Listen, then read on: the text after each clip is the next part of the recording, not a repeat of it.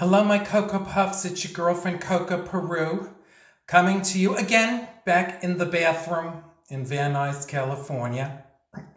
Darlings, I just woke up from a glorious nap and I realized, it's already, I think, 5:30 or something here, and I didn't do my Coco thought while in solitude, where I enjoy the little things in life that I realize are the big things.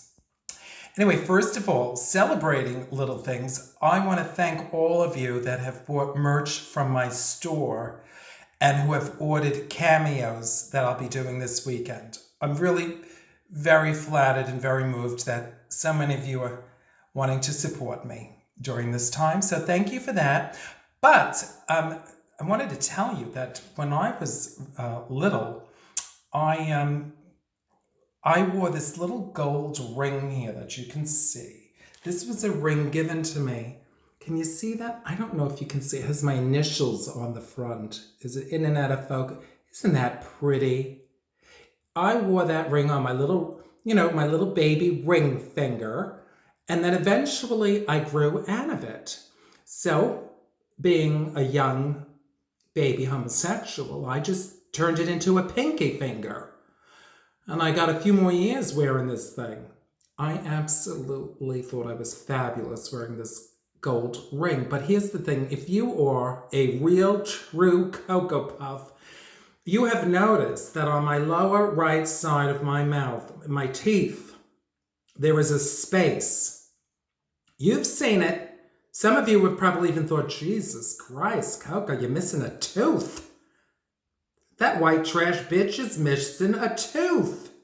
No, I'm not. But what happened was when I was little, I would get so focused on things, perhaps an episode of Scooby-Doo, or what were some of the other shows I loved to watch? Josie and the Pussycats.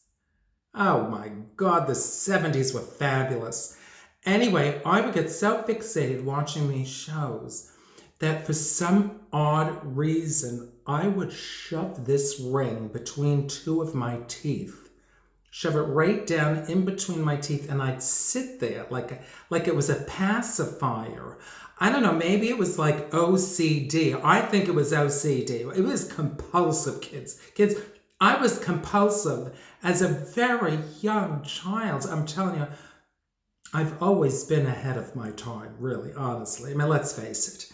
Anyway, so after doing this over and over and over, I created this space between my teeth. And I'll tell you, to this day, I love flossing.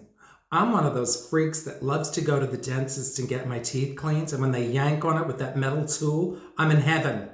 Heaven! And what else do I do? Oh, sometimes when I use a toothpick, I find myself doing that thing that I want to just jam it between my teeth. What is that? Anyway, I try not to think about it too much. But anyway, look at this ring from this side. This is actually, oh my God, look what I did to that gorgeous ring. My mother, you could have had perfect teeth. You could have had perfect teeth. But you had to shove that ring between your two teeth. Anyway, it felt good to me for some reason. And so I found my mother, going through her things a few years ago, came across this ring and, gave it to me. And we were laughing about the fact that I had created this huge space between my teeth. But I'll tell you, every time I go to the dentist now, I was saying, we can fix that. We can fix that space, for a nice little sum of money, you can fix it. And, over the years, people have said to me, why don't you fix that space between your teeth? You have perfect teeth, fix it. And, the more people say that, the more I'm like, no, I don't want to fix it. Even as a kid, I've talked about this in an interview, I was obsessed with Barbra Streisand, right? And people always talking about her nose. Why didn't she fix her nose? She'd be so pretty if she just fixed the nose. I'm telling you, as a little kid, I did not understand what the hell's wrong with the nose. And what I absolutely loved was that so often on Barbra Streisand's album, she would do silhouette photos of herself because she thought, if you're going to tell me to fix my nose, oh no. Not only am I going to not fix it, I'm going to take photographs that exploit it. So that's kind of the way I feel about my space between my teeth. You see, darlings, this little ring here reminds me that, well, first of all, it reminds me of to celebrate just what a little homosexual I was, that I would actually wear this ring, out playing whatever I was playing. I always had that little pinky ring on. But also, I love that life nowadays, everybody wants everything to be so perfect. They have to be perfect. And I'm just, this is part of me, Yeah, I like my shows to be perfect. There's certain things I feel like I owe an audience, that I want things to be perfect. But my teeth, a space between my teeth? No, I'm going to celebrate that.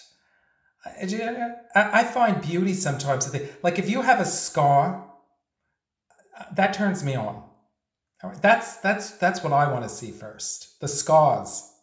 Anyway, so that's just my thought for today. Maybe it's a little morbid, that I shoved things between two of my teeth. But to me, it's just a reason to celebrate that life doesn't always have to be perfect. And in fact, we can even find beauty in the imperfect. So, my darlings, that's my little thing for today. All right? And there's my little ring that I love so much. I keep it in a drawer. I could put it on a necklace, but that would be kind of cheesy, right? Anyway, what's going out of focus? All right, my darlings, that's it for today. I hope I had a terrible night's sleep, so if I'm scatterbrained right now, that's why I had to take this wonderful nap, because, naps are another little thing in life that I don't even have to, they're the big thing right in the moment, really. But I couldn't sleep last night, so I had a bad night.